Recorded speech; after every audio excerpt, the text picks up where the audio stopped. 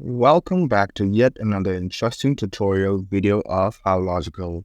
In today's video, I'll be teaching you how to change the username in Snapchat.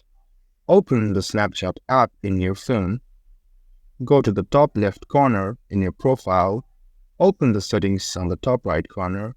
As you can see, you can press on username and there is your username. You could change your username as you can press on this button over here, press on continue,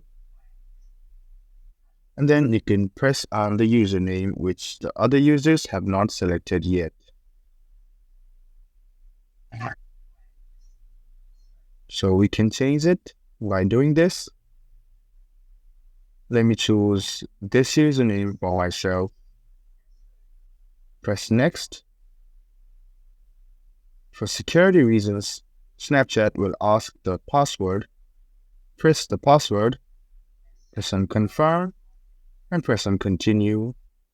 And there you go, your username has been changed.